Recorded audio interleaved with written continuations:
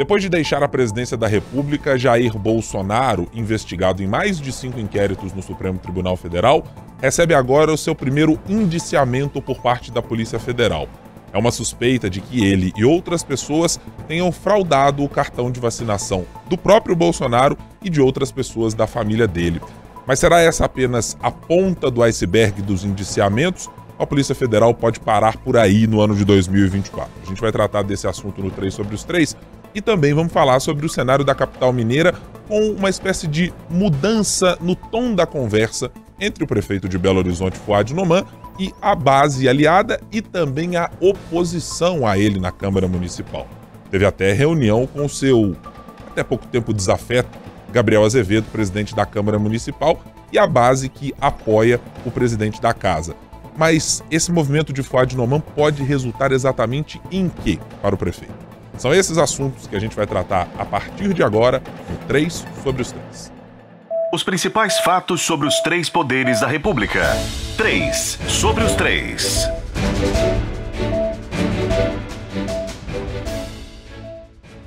Olá, tudo bem? Você está no podcast que semanalmente tem um trio de comentaristas da Sempre Editora analisando as interfaces da política nos 3 poderes, no Executivo, no Legislativo e no Judiciário. Se é a primeira vez que você está nos acompanhando, nosso pedido é para que você se inscreva no nosso canal de O Tempo, também nos acompanhe nas plataformas de áudio que você preferir. Se você está usando aí o Spotify, o Deezer, o Tidal, acompanhe o nosso podcast por lá. Se você usa uma plataforma específica para esse tipo de conteúdo, um Castbox, um Google Podcasts ou qualquer outra, inscreva-se também. A gente sempre às sextas-feiras tem um novo episódio para falar um pouco sobre a política nacional e a política de Minas Gerais e da capital mineira. De volta, depois de uma ausência, e eu estou contabilizando aqui no caderninho da presidência temporária deste podcast, Marina Schettini, editora de política do Jornal Tempo. Oi, Marina, tudo bem? Bem-vinda de volta. Oi, Guilherme, eu queria fazer um pedido aqui na secretária da mesa para você abonar a minha falta, porque eu estava no outro compromisso da empresa. A gente ainda bem, né, graças a Deus, trabalha numa empresa grande, com várias atribuições a gente tem aqui. Então, você, por favor, abone minha falta, porque eu estava trabalhando. Então, vamos lá. E eu fui super bem representada por a nossa, naquela época, repórter, e hoje, editora adjunta de política, Letícia Fontes. Já com notícia nova, assim. Notícia sensacional. Como você trouxe notícia nova, eu vou abonar a falta aqui, evidentemente, por essas razões. Super justificado, né? E porque também o evento em que você participou era muito importante mesmo. É um programa de liderança, é um evento para tratar de lideranças femininas dentro do Grupo Sada e, consequentemente, dentro da Sempre Editora. E eu acho que merece mesmo toda a disponibilidade que foi dada para as mulheres que são gestoras aqui. E já estou chegando a calcular que já estamos em maioria feminina com gestoras aqui na Sempre Editora, se eu não estiver enganado. Sim. Acho que sim. Então foi por um excelente motivo, Marina, falta abonada. Deixa eu só confirmar aqui se isso está abonado efetivamente. Editora-chefe de O Tempo na capital federal, Francine Ferreira. Oi, Fran, tudo bem? Como vai? Devo abonar Marina Schettini desta falta na semana passada? Oi, tudo bem? Sim, tem que abonar sim, porque exatamente foi uma causa justa, né? Então pode abonar. Como liderança feminina, eu acho que tem que sempre ter mais isso mesmo, a gente tem que se apoiar, então tô apoiando ali, né? Porque a gente é a maioria aqui também nesse podcast, né? Verdade. Então, eu fiquei sem argumentos agora, portanto, tá aqui abonado, tá tudo certo, e sigamos aqui para os nossos assuntos do dia. Senhoritas, vamos começar aqui com o assunto nacional, acho que de alguma maneira esperado pelo campo bolsonarista, mas sempre quando acontece, se efetiva, a gente começa a ver como as manifestações pró e contra se dão. E eu estou falando do indiciamento, o primeiro, aparentemente, do ex-presidente Jair Bolsonaro, no caso envolvendo, segundo a Polícia Federal, inserção de dados falsos em sistemas públicos e também outro crime correlato, que é o de associação criminosa. Tudo isso, segundo a Polícia Federal, e eu estou fazendo aqui muito resumidamente, foi feito estrategicamente pelo tenente-coronel Mauro Cid, ajudante de ordens de Bolsonaro, que teria, segundo a Polícia Federal, descoberto um esquema sobre como fazer isso, com integrantes de outros estados, inclusive participando da operação, para colocar no cartão de vacina de Bolsonaro e pelo menos outras 6 pessoas para inserir dados de que ele teria se vacinado. O presidente já tinha dado alegações de que não se vacinaria, não vacinaria a filha e muitas outras coisas antes disso acontecer. Mas aparentemente, segundo a Polícia Federal, essa ideia de colocá-lo como um vacinado tinha um objetivo maior. É que no caso da saída de Bolsonaro do país para os Estados Unidos ou para outra localidade, ele poderia ser cobrado. Olha, o presidente da República do Brasil tem vacinação, o certificado é exigido para você entrar em determinados países. E o presidente teria alguma dificuldade em conseguir isso, já que não teria, hipoteticamente, se vacinado. E aí a Polícia Federal apresenta, inclusive, outros argumentos que endossam o motivo pelo qual apresentou esse indiciamento, mas de maneira geral apontando que Jair Bolsonaro e Mauro Cid se beneficiaram e familiares de Bolsonaro também se beneficiaram. Marina, primeiro eu quero a sua medida de temperatura, do tamanho do impacto que tem esse indiciamento. Como eu disse, me parece que já eram um pouco favas contadas, em algum momento aconteceria. Mas você viu algo nesse cenário que mostrou alguma surpresa do bolsonarismo ou alguma surpresa que você teve ao olhar nas reações que foram apresentadas? Surpresa nenhuma, né, Guilherme? Eu acho que a gente entra num momento aí de muito desgaste e muito risco para o Bolsonaro e para aqueles que estão mais próximos dele ali. Porque se a gente for olhar para o próprio cronograma, tanto da justiça, né, do processo de justiça, quanto da Polícia Federal, a gente começa apenas um período muito difícil para ele. Porque nos planos ali, a gente tem, a Polícia Federal tem um cronograma de indiciamento, que começa com esse do cartão, depois a gente vem em maio, junho, com outros indiciamentos, chegando até julho ali, quando é previsto o indiciamento por causa do caso da tentativa de golpe de Estado. E tem o próprio cronograma desse primeiro indiciamento, porque logo depois da Páscoa, a PGR, né, a Procuradoria-Geral da República, deve dar um parecer, porque tem 15 dias, mas aí tem um recesso, então deve vir logo depois da Páscoa. Depois, se resolve denunciar mesmo, vem um outro passo, que é o Supremo Tribunal Federal. Vai aceitar a denúncia, vai torná-lo réu.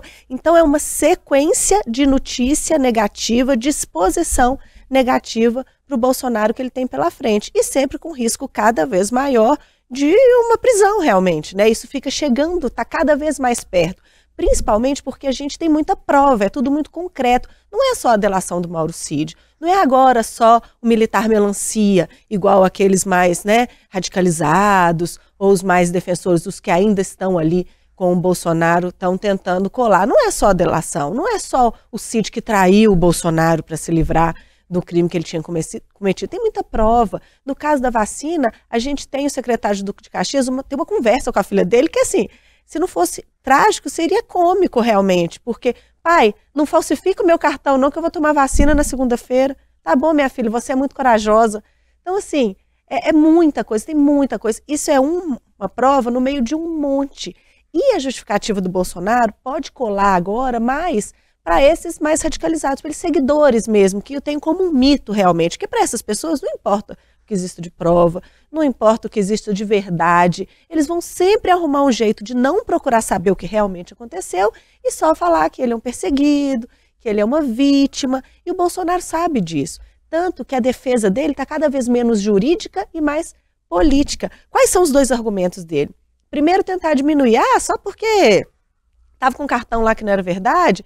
Não é só isso, gente. É um crime grande. Esses dois crimes que eles estão sendo indiciados por eles, podem render pena de até 15 anos de prisão, é muita coisa, é um crime grave. Não é só um erro no sistema, é uma falsificação no sistema com um objetivo. Para que o Bolsonaro queria isso? Para sair do país.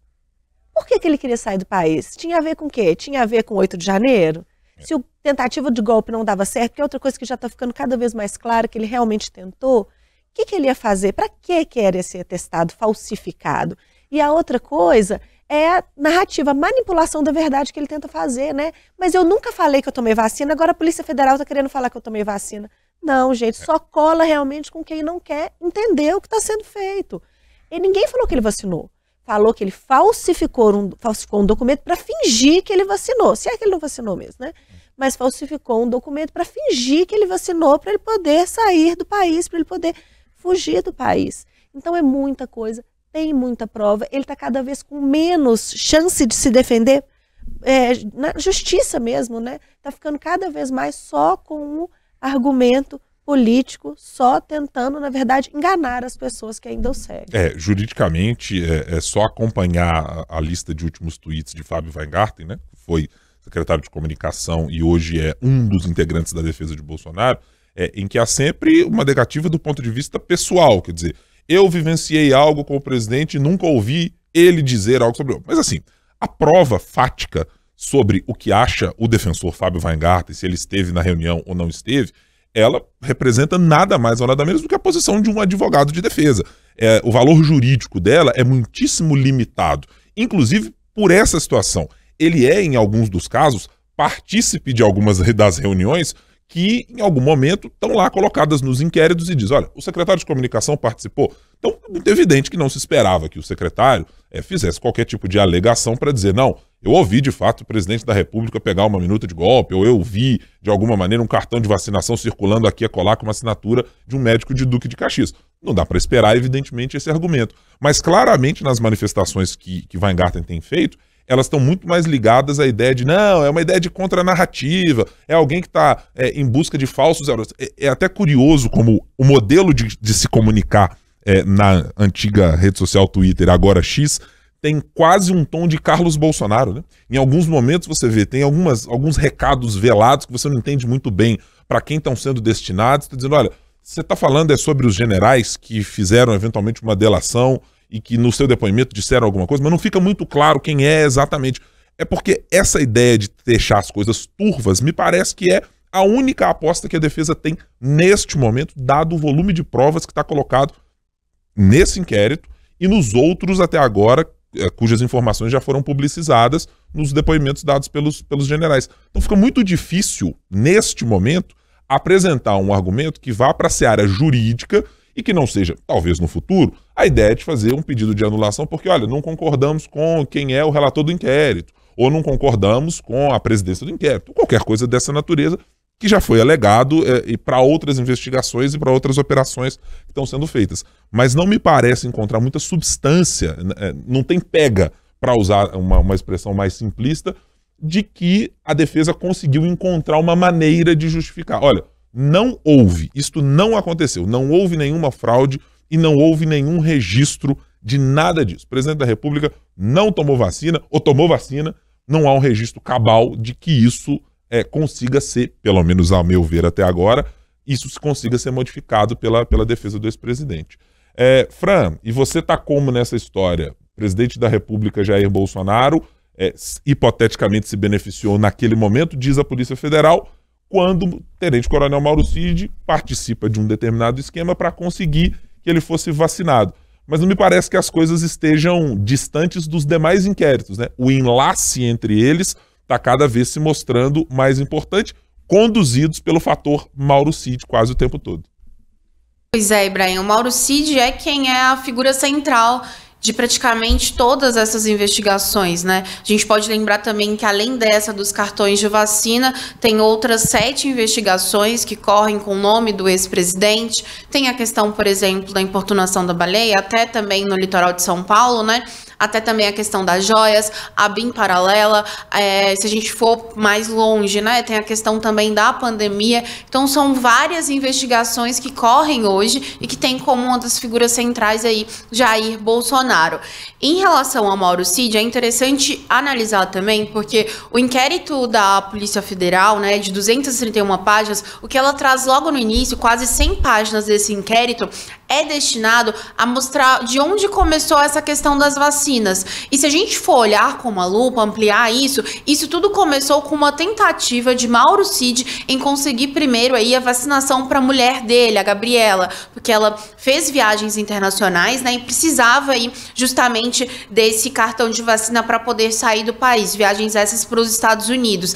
Então tudo começa ali. Mauro Cid, ele estava agindo primeiro por conta própria, para benefício próprio, para conseguir esse cartão de vacina para a mulher.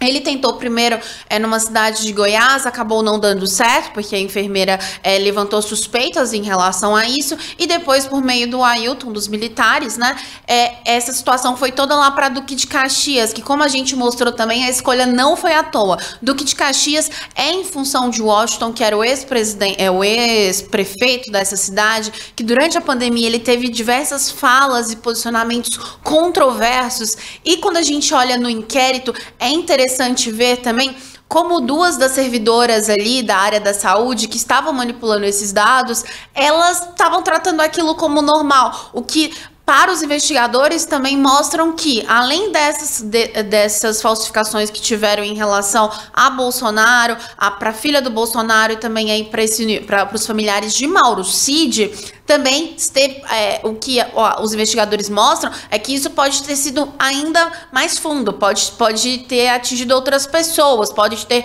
beneficiado outras pessoas. Então, as conversas desse inquérito mostram isso. Agora, voltando para o caso do Mauro Cid, tudo começou com isso. E o Mauro Cid tentou por diversas vezes, até conseguir esse cartão de vacina aí para a mulher dele. Depois, acabou dando para as outras 3 filhas e também para ele, né? E só depois disso que o Bolsonaro foi pedir, olha, eu quero do mesmo jeito que foi feito, segundo os investigadores. E aí, sim, para Bolsonaro, para a filha dele, Laura, e também para 2 assessores / seguranças deles. Então, assim, o que a gente vê nessas trocas de mensagens é justamente isso. Como o Mauro Cid, digamos que ele é uma peça central, né? Tudo passava por ele. Ele era a pessoa realmente de confiança de Bolsonaro, né? E isso, claro, tem que ser mostrado cada vez maior. Só que, ao mesmo tempo, a própria defesa de Mauro Cid ficou insatisfeita também com essa questão, porque falou assim, olha, o combinado não era bem isso, esse indiciamento, tudo isso que trouxe. Então, assim, tudo tá interligado, sim. A base disso é a delação dele, só que a PF tem conseguido colher provas, né, em relação a isso. Só que o argumento da defesa, mais do que narrativa também, é muito relacionado aos vazamentos, né, de informações para a imprensa. Tanto é que nesse caso desse inquérito dessa semana, né, quanto na última semana, quando vieram à tona os 27 depoimentos de generais aliados de Bolsonaro, tudo isso o Alexandre de Moraes resolveu cair com um sigilo depois que parte veio à tona. Só que a defesa de Bolsonaro justamente argumenta isso, olha, o vazamento é seletivo, o vazamento... a imprensa tem acesso e a gente não. Então, hoje, o principal argumento do ponto de vista jurídico, e aí não falando de ponto de vista de narrativa, é justamente disso, de que a defesa não está tendo acesso completo aos autos, às provas e tudo mais. Agora, além também de falar do próprio Alexandre de Moraes, né? Querendo ou não, é o relator de todos esses inquéritos, tudo acaba passando por ele. Mas eu queria trazer uma coisa também, um enfoque que é sobre esses vazamentos da PF, o quanto que isso também tem alertado congressistas. Eles estão muito preocupados. A conversa que se tem hoje é o seguinte, olha, esses vazamentos da PF estão vindo a todo instante, Será que seria uma Lava Jato repaginada do ponto de vista da exploração midiática do tema? Então, é uma coisa que também eu acho que vale, depois a gente fala sobre isso depois. Rende um bom episódio, hein, Fran? Acho que tem alguns ecos aí do que acontece com o presidente da Câmara, Arthur Lira. Exato. Que foi um desses que apontou o dedo, né? Pra dizer, exatamente, olha, calma aí que eu tô vendo muita espetacularização. E agora eu acho curiosíssimo, né? A gente tratar de, agora temos uma espetacularização. É basicamente a mesma roteiro e a mesma cantilena que todo mundo que está acuado por alguma investigação apresenta. Mas essa eu acho uma boa pauta pra gente discutir num episódio futuro mesmo. Exato, é porque isso, o que eu queria trazer é justamente porque isso não tem sido falado somente por apoiadores de Bolsonaro, né, dos deputados que são apoiadores, senadores, que inclusive deram essa semana uma coletiva sobre isso. Não, isso tá meio generalizado, assim, porque a PF, ela realmente tá tendo esses vazamentos, é público notório, mas assim, eles estão preocupados até onde que vai isso. E a Marina citou sobre essa questão da prisão, né, em relação a Bolsonaro. Hoje as pessoas do entorno dele a apreensão é o seguinte, não sabem qual a próxima investigação na semana que vem que vai desenrolar alguma coisa. Então tem esse temor sim, em relação de que cada vez mais esse cerco está se fechando e de diferentes investigações, porque essa a gente está falando de questão de vacinação, tem a do golpe de Estado, e o inquérito mostra a ligação entre tudo isso, né? Então, de certa forma, tudo tá se fechando. fechando. Então, cada vez mais eles veem a possibilidade, avaliam que tem sim essa possibilidade de uma prisão do ex-presidente Jair Bolsonaro, tanto é que ele também tem falado abertamente sobre isso, né? Então, a grande dúvida agora é a defesa realmente vai ficar nessa questão do vazamento e tudo mais, porque não está encontrando hoje pelo menos não está usando hoje nos autos outro tipo de argumento em relação a isso. Agora, o fato é que Mauro Cid é essa figura que tem causado toda essa confusão, toda essa confusão que hoje está tendo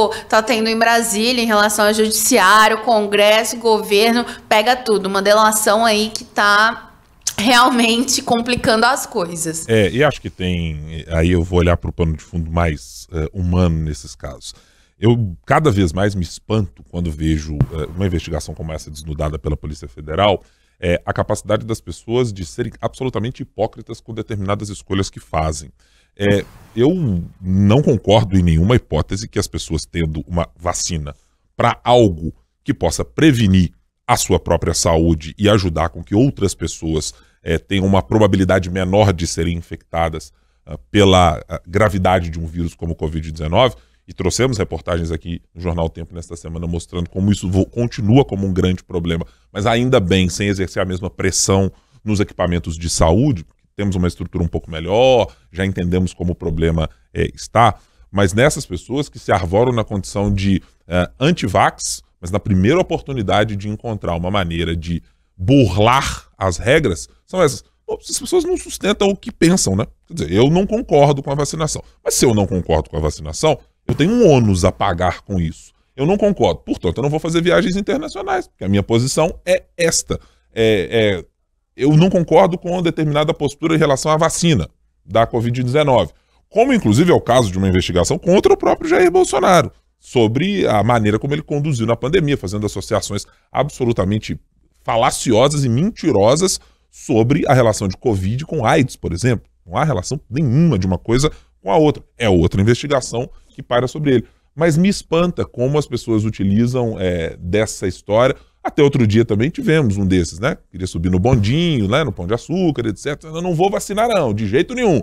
Mas na primeira oportunidade de fazer uma viagem internacional, foi lá, apresentou cartão de vacinação, tudo bonitinho, e aí foi. Quer dizer, quando os objetivos pessoais passam à frente, essas pessoas mudam completamente o discurso, de dizer, não, agora eu não sou exatamente negacionista, é só por uma obrigação que eu tinha. Pois sustente sua obrigação, né? Se a sua obrigação prevê isso como um cerne para sua vida, como um pilar do que você pensa, sustente-a. Inclusive pelo risco que você está infligindo a outras pessoas, a você mesmo, mas infelizmente a gente encontra guarida nessas pessoas em fazer esse discurso público e, de maneira pessoal, depois arrumarem um jeitinho de usurpar as políticas públicas e usurpar todos os comunicados que a gente tem feito em termos de saúde. Né? E que coisa, né? Assim, ex-presidente da República, na época, um presidente da República falsificando certificado de vacinação, até no ponto de vista da imagem, nossa imagem, né? Assim, pega muito mal. E quando você me pergunta dos próximos meses, né, como está a situação dele, se está piorando ou não, é muito ruim para ele também se a gente pensar que é um ano eleitoral.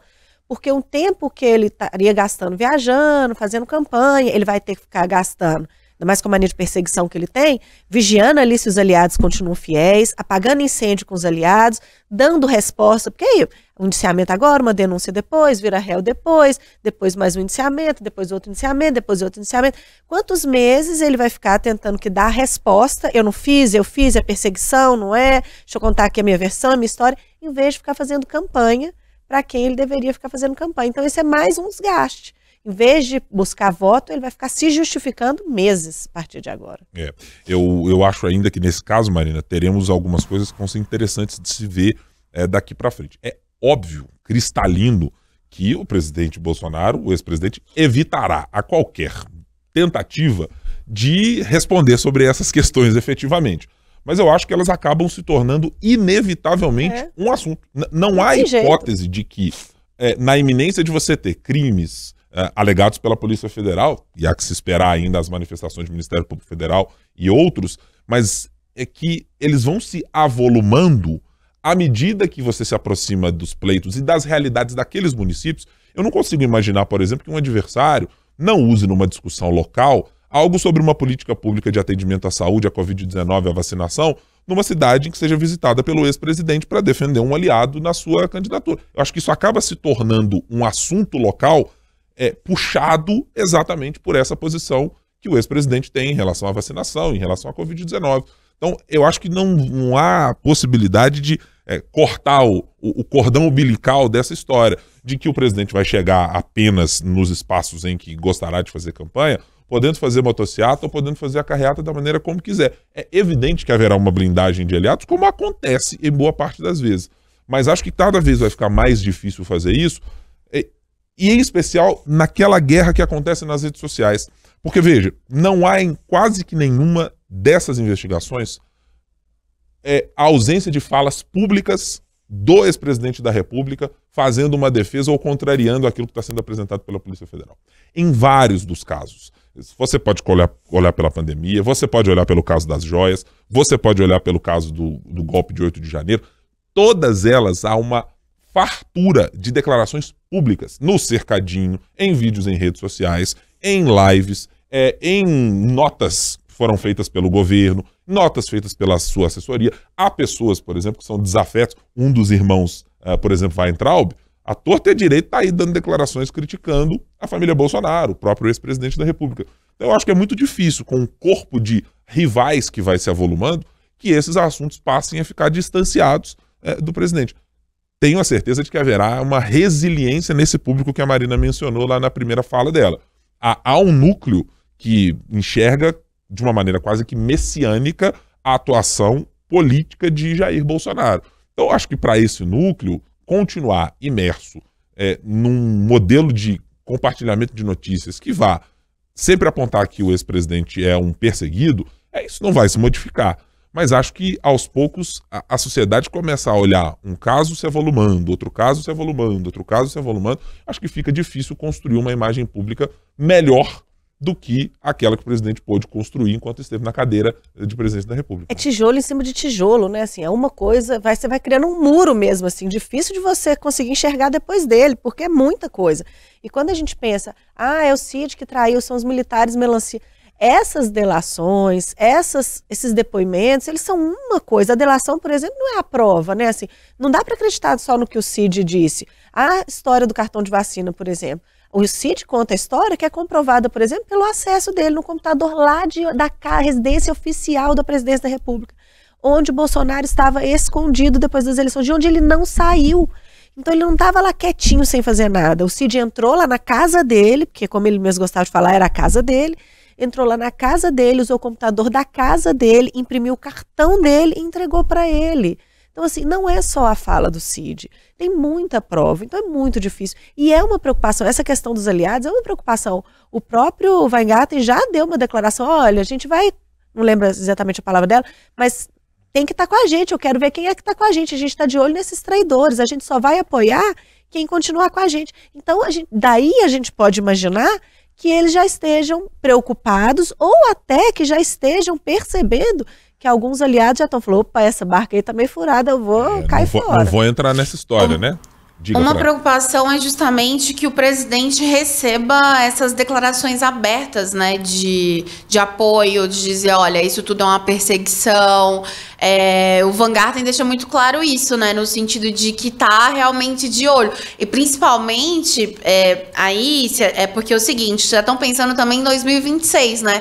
Quem que de certa forma vai querer esse título de sucessor aí do Bolsonaro da direita, da extrema direita, se for assim, vai ter que fazer esses gestos agora, vai ter que estar agora. Porque o que eles falam é, olha, no tempo que tava tudo bem, é muito legal tá apoiando, né? Mas agora quer ver na hora que o cerco, que as coisas estão se fechando, quem que realmente vai estar perto, quem que não... Porque para herdar o capital político, né, vai ter que ser fiel ao Bolsonaro. E é muita coisa... a gente sempre fala, né? As pessoas podem ser fiéis a Bolsonaro. Bolsonaro não é tão assim, né? Ele vai largando as pessoas no meio do caminho. Mas, para quem quer herdar esse público, querendo ou não, é importante estar com esse presidente agora, que do ponto de vista de narrativa, como vocês citaram, né, justamente vai ser essa questão da perseguição e tudo isso. Até o pessoal no Congresso fala muito, falando assim, ó, naquela época era perseguição, muita coisa, falando sobre Lula, agora vai ser perseguição, não sei o que, falando de Bolsonaro. Claro que a gente não tá aqui comparando o teor das denúncias, nada disso. O que eles estão falando é do ponto de narrativa política para ano de eleições municipais, né, e que eleições gerais 2 anos é um pulo, né? Já tá aí. E essa história sempre se repete, né? Alguns de nós, ou todos nós que já estamos na imprensa já, pelo menos há mais de uma década, né? Seguramente todos nós. Não? Não, eu não. Não, vocês duas não, né? Não. Exatamente. A cara de madeira não se abala nesses casos. Para nós que estamos já há mais de uma década... Para quem estiver. Para quem estiver, né? Eventualmente, pessoas há mais de uma década no jornalismo, a gente convive com essa mesma história de não, mas os vazamentos na Lava Jato eram seletivos. Aí passa-se o tempo, não. Agora os vazamentos em relação às investigações sobre Lula são os da bola da vez. Aí passa-se para Bolsonaro, não, agora esses aqui são os seletivos. Aí antes você tinha episódios históricos lá, como os anões do orçamento e tantos outros. Não, aqueles lá é que eram os vazamentos seletivos. Quer dizer, é o trabalho jornalístico, gente. Os jornalistas vão atrás de quem tem informação, de quem tem, eventualmente, inquérito, de quem tem algo a dizer. Às vezes é uma declaração pública, às vezes é um documento oficial. Mas o vazamento está sempre sujeito a essa história. Em algumas épocas, ele é bom para um determinado aliado. Em outras épocas, ele é bom para outro. No fim das contas, quanto mais abertura tem-se para essas coisas, de todos os lados, é bom, a gente espera, para o público final, que é quem está nos lendo, quem está nos acompanhando, para se sentir bem informado, para tomar suas decisões democraticamente. Agora vamos falar, inclusive, sobre uma mudança no modelo democrático, Fouad Noman, de fazer a sua gestão com a Câmara Municipal de Belo Horizonte. Marina Schettini, tivemos nesta semana uma conversa inicial de Fouad Noman com a sua base, primeiro, com uma oposição, depois com a base aliada, que aí reclamou um pouco que ouviu a oposição. E hoje, quando gravamos o podcast neste dia 21, temos mais reunião acontecendo. Eu conversei com uma pessoa agora pela manhã que disse claramente que, a partir de agora, as conversas e as negociações são feitas diretamente com Fouad Noman. É ele quem está sentando à mesa para conversar com os vereadores e ouvir as demandas por parte deles. E a pessoa ainda me soprou. O pedido não está exatamente partindo de BH. O pedido partiu de Brasília para que os parlamentares daqui sejam ouvidos, para que a prefeitura de Fouad Noman seja tornada uma prefeitura mais aberta, digamos, ao modo mais PSD de ser. Marina, dá para tentar traçar um pouco do que é essa estratégia de Fouad Noman, sentar-se à mesa com Gabriel Azevedo, até então seu desafeto político, e depois com os aliados de Gabriel Azevedo? Que efeito prático pode ter para a vida de Fouad? Olha, Guilherme, eu acho que a gente não vai ver uma grande mudança de relacionamento entre prefeitura, Câmara, que seja Fouad e vereadores. Foi justamente a falta de traquejo do Fouad que trouxe ele nessa situação agora, que ele teve que fazer um acordo com o Aro para poder ter um momento de paz ali na Câmara, né, para poder conseguir responder ao Gabriel Azevedo. Pelo menos, mas isso deixou completamente fora. Foi confortável, mas não é bom. Porque deixou completamente fora do contato com os vereadores, da conversa com os vereadores.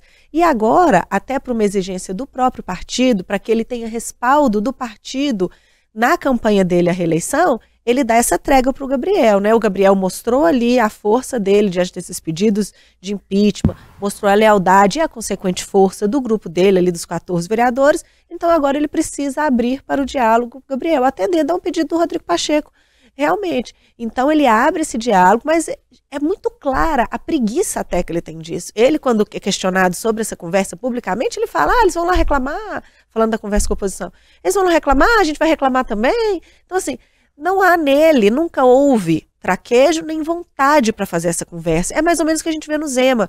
Quando começou esse governo dele novo agora, esse novo mandato, ele estava se reunindo ali com os deputados. A gente até falava assim, não, é perigoso, porque aí ele cria esse canal direto, aí depois, quem vai reclamar com quem? Já ele, se ele não conseguir resolver, não tem mais jeito. E depois de desfeito tem um problema, né? Porque alguém diz assim, antes eu conversava com o governador, agora eu converso com o secretário de governo, com o adjunto, mas eu quero é o governador. Eu quero o governador. Então, assim, eu acho muito difícil que isso realmente aconteça. Pode acontecer até agora no resto do mandato, porque vai ser pouca coisa, né? Vai estar todo mundo em campanha, mas eu acho muito difícil. Eu acho que é mais o recado que ele deu quando ele reuniu com a base. Olha, eu conversei com o Gabriel, uma das exigências, pedidos, do jeito que for, foi que eu recebesse os vereadores do grupo do Gabriel, vou recebê-los, vou ouvi-los, mas eles vão continuar sendo tratados como oposição. E eu acho que eles vão continuar sendo tratados como oposição à la Fuad. Então, ou seja, sem muito contato. Ô, Fran, esse modo, digamos, mais PSD, de sentar-se pelo menos à mesa para ouvir parlamentares de oposição e de base, você acha que isso de fato está no DNA de Fouad Noman? Ou é uma coisa passageira, assim, sabe, com aquele ventinho da eleição soprando, assim, bem no pescoço? Eu acho que se a gente for olhar o histórico, realmente a gente vê que é uma questão de oportunidade em função de eleições deste ano, né? E é importante lembrar que tanto Gabriel quanto Fouad, né, devem disputar aí a prefeitura. Então, para ambos é interessante manter, né, essa... Eu vou falar aparências, não era a palavra que eu queria usar, mas manter realmente esse cenário de que tudo é institucional, de que conversamos, de que a democracia é linda, de que há liturgia, de que é possível fazer as coisas por meio do diálogo e tudo mais, mas é muito mais pensando nas eleições, levando em conta que pesquisas também, levantamentos que eles fazem com grupos focais mostram que essa coisa aguerrida demais, briga sem sentido, coisas do tipo não agregam em nada, pelo contrário, podem trazer algum tipo de desabono. Então, muito se leva... É interessante para o Fouad trazer esse pessoal para a mesa para conversar e tal, porque querendo ou não, uma máxima na política sempre é que gostam de ser ouvidos, né? Até falava assim, que a gente gosta de um afago, gosta de sentar, tomar um café, um pão de queijo. Esses gestos, eles são importantes porque passam uma noção de que, tá sendo ouvido, tá sendo respeitado, né? Tá se sentando à mesa, traz um determinado tipo de importância. Se a gente for pensar em simbolismo, se a gente for pensar depois ali na foto para as redes sociais dizendo que tá buscando recursos para a cidade, esses simbolismos não deixam de ser importantes. Isso faz parte do jogo, é uma das regras, né, informais da política. Mas se isso de fato vai mudar alguma coisa, não. Então, e também a gente tem que pensar aqui, a gente já tá em março, né?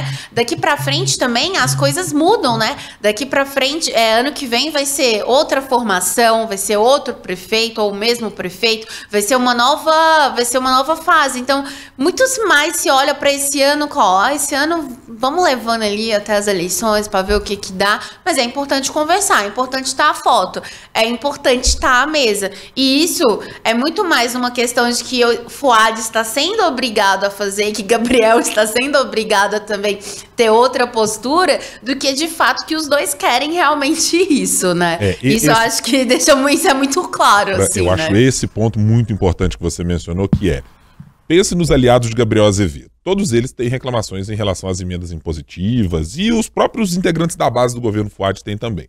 E aí uma das questões era, poxa, mas Gabriel, eu não consigo ser recebido lá na Câmara para poder ver como é que destrava meu orçamento impositivo, cara. Eu preciso que isso ande. Isso é importante, estamos no ano eleitoral, eu preciso chegar lá na comunidade, preciso chegar na localidade onde eu tô, na regional. Cara, tem que destravar isso. Pô, eu tô tentando, vou lá conversar com o prefeito. Aí, Gabriel Azevedo, vai lá, senta-se com o prefeito. E aí sai no discurso dizendo, olha, agora os vereadores independentes da Câmara Municipal não serão mais boicotados ou coisas dessa natureza. Então tem ali uma ideia de criar um capital político para o próprio Gabriel Azevedo dizer, olha, eu provi a vocês a solução, fui lá, sentei com o prefeito, agora esse negócio vai ter que andar. Quem está na base, da mesma maneira, olha para o prefeito e diz, prefeito, olha só, a gente pode não estar nos melhores dias da nossa relação, mas a gente também precisa que as emendas impositivas andem. Então só precisa mudar um pouquinho a postura, olha mais pra gente, conversa aqui, a gente pode ajudar o senhor. E eu acho que aí, para mim, é que está o grande ponto de como isso pode ser benéfico para o prefeito de Belo Horizonte. Em duas frentes.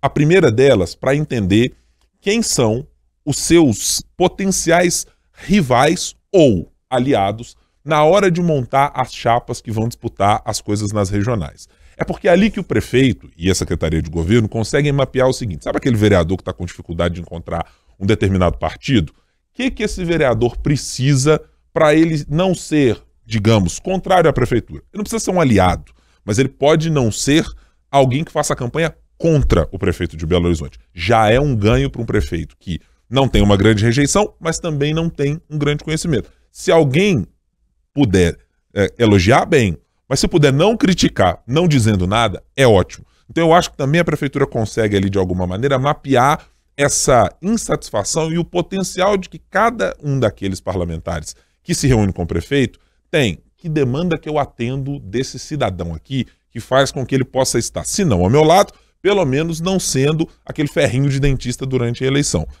E aí, o segundo ponto para mim é um olhar que eu não sei se partiu do prefeito Fouad Noman ou se de outros integrantes do governo, que é de perceber como a briga Gabriel Azevedo e Marcelo Aro, exatamente nessa composição de chapas cidade afora, ela pode ser prejudicial para os interesses da prefeitura. Não é à toa que o prefeito Fouad e integrantes do governo já colocaram em campo há muito tempo a máquina para entrar nas regionais, para conversar com determinados vereadores e buscar nomes que sejam alternativas a esses dois grupos, de Gabriel e de Marcelo Aro, deixando muito claro que o prefeito entendeu, aparentemente, ou forçosamente foi levado a entender, que se não fizer aquele afago, essa conversa que a Fran citou, neste ano de eleição, para atrair gente para a base do PSD, para partidos que podem potencialmente ser aliados, ou para partidos que podem ser beneficiados com ações da prefeitura nesse ano, o prefeito vai passar a mesma dificuldade se reeleito for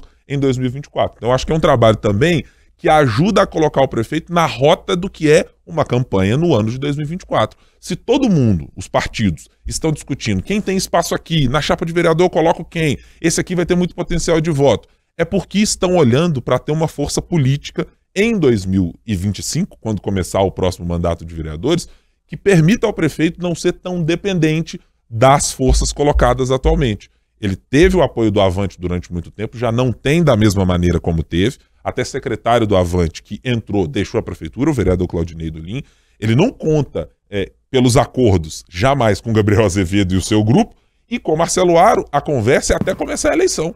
Então, quem é que sobra quando o prefeito for olhar para o futuro, se conseguir ser reeleito? E eu acho que aí ele está fazendo esse movimento de tentar tirar um pouquinho do véu, tirar um pouquinho da espuma que está na frente e olhar quem pode ser meu aliado. O que eu ouvi também, conversando com uma pessoa da prefeitura antes da gente entrar aqui no ar, é que também tem uma tentativa muito clara de contenção. E contenção de quem hoje é aliado de Fouad Noman. É de que um Marcelo Aro e o seu grupo muito grande obrigam a prefeitura a estar ao lado dele em 2025. Se o grupo de Marcelo Aro for muito grande, a prefeitura não conseguir criar o seu grupo de vereadores já nas prévias, já nas eleições, isso pode fazer com que, novamente, quando abrir o ano de 2025, vai ter aquela história de, pô, mas eu já tenho que sentar com um grupo que tem 11, 10, 12, 15, 8 vereadores, e aí eu tenho que negociar. É melhor eu montar o meu, à luz dos meus aliados de agora, do que eu ter uma dependência um pouco mais à frente. Por isso, eu acho que o prefeito Fouad Noman arregaçou as mangas para a discussão política, muito pela necessidade imposta pelo PSD para embarcar 100% na sua campanha? Sim, certamente. Mas talvez para ele o resultado efetivo possa ser uma chapa mais competitiva e melhor se ele conseguir ser reeleito. Senhoritas, chegamos aqui ao final da nossa conversa e aí queria, claro, pedir a vocês as considerações para a semana seguinte. Ô Fran, começarei por você. No que você mira para a semana que vem? Olha, semana que vem, Semana Santa, né? Então, o Congresso, né, vai entrando em slow aí, mas os olhos voltados pro Lula, porque ele vai receber o Macron, né, na semana que vem aqui.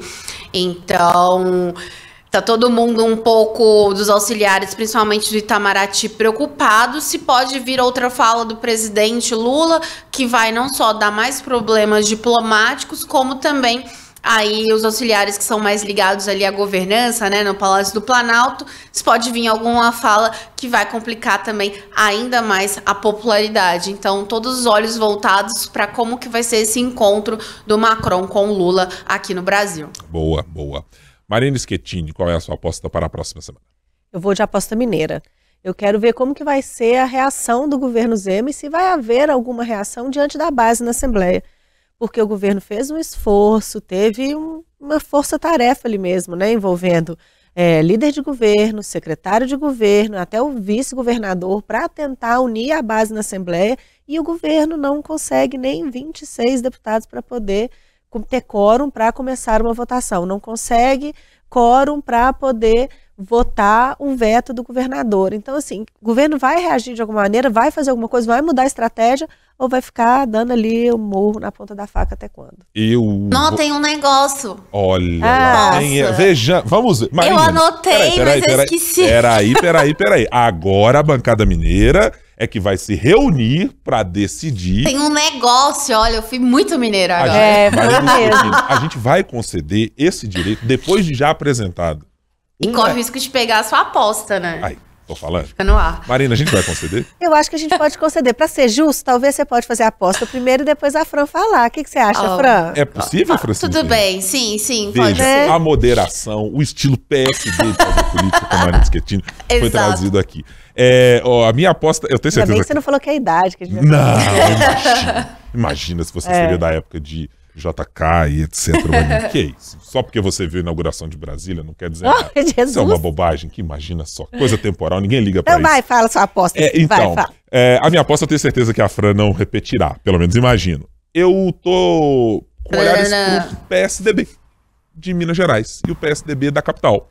Tá fazendo um encontro no dia de hoje, enquanto nós gravamos o podcast, com a presença de Aécio Neves, do presidente do partido Marconi Perillo, com algumas figuras políticas que a gente já conhece que estão por lá, mas eu estou curioso para saber o que o partido pretende em Belo Horizonte. A gente está falando de uma legenda que já comandou a capital, né? Não foi majoritariamente o partido que comandou Belo Horizonte pela maior parte do tempo, mas já teve nos governos Márcio Lacerda, já teve outros prefeitos ali do final dos anos 90, final dos anos 80, começo dos anos 90, e que está tentando se reerguer, tentando encontrar maneiras de fazer alianças, de encontrar espaços, brechas. É com o prefeito Fuad Noman? É com Gabriel Azevedo? É solo? Com que tipo de chapa quer formar para vereadores? Eu estou bem curioso para ver como é que o PSDB vai tentar se rearranjar e achar uma brecha no discurso e na prática, para não ser visto como o partido que ficou para trás na disputa política, que já foi um grande rival do PT, mas que hoje está olhando toda essa conversa de PT e PL muito pelo retrovisor. Fran? Ai, pois é, eu tinha anotado, aí eu esqueci. Aí chegou, aí quando caiu uma ligação aqui, aí eu falei, opa, tá me ligando, acho que é pra falar disso. Então, aquelas... Então vamos lá. Seguinte, terça-feira o Haddad vai apresentar pros governadores um novo plano aí. Essa é a pauta que une o podcast. Isso é o consenso que o Brasil precisa. A gente já sabe qual que vai ser a pauta do próximo podcast. Isso, né? Então, plano de regime de recuperação fiscal. Vamos ver o que vai estar aí nessa proposta. Se vai ter coisa de Pacheco ou não. Muito bem, Fran. Pois ainda bem que eu não deixei em modo avião. A parte foi concedido, foi muito bem. A sua contribuição será levada à frente. Vai virar PEC, inclusive. Não vai ser só projeto de lei, não. Vai ser PEC. Nós vamos incluir na Constituição que regime de recuperação fiscal tem que ser tratado aqui toda vez que aparecer. Exato. Exatamente. Não é isso, gente. Não podemos esquecer. Ótimo. Foi bem lembrado. Deputados que concordam com essa pauta da Fran permaneçam como estão. Aprovado. Aprovado está. Portanto, você, nosso ouvinte, já sabe, a pauta da próxima semana já vai ter regime de recuperação fiscal. Afinal de contas, é importantíssimo pros mineiros e para as relações políticas que estão aí conectando Brasília, o Senado Federal, o governo de Minas, a presidência da República e tudo o que envolve a discussão sobre a dívida pública de Minas Gerais. 160 e tantos bilhões de reais. Senhoritas, até a próxima. Fran, prazer tê-la. Até semana que vem. Até. Marina Schettini, semana que vem, convocada, regime de recuperação fiscal, certo? Sim. Muito bem. Muito obrigado a você, nosso ouvinte, que nos acompanhou em mais essa edição do 3 sobre os 3. A gente volta na semana que vem. Tem sempre um episódio novo às sextas-feiras. Você pode nos ouvir no seu tocador de podcast ou de música favorito. Pode nos ver também no canal de O Tempo, youtube.com/otempo. Muito obrigado pela companhia.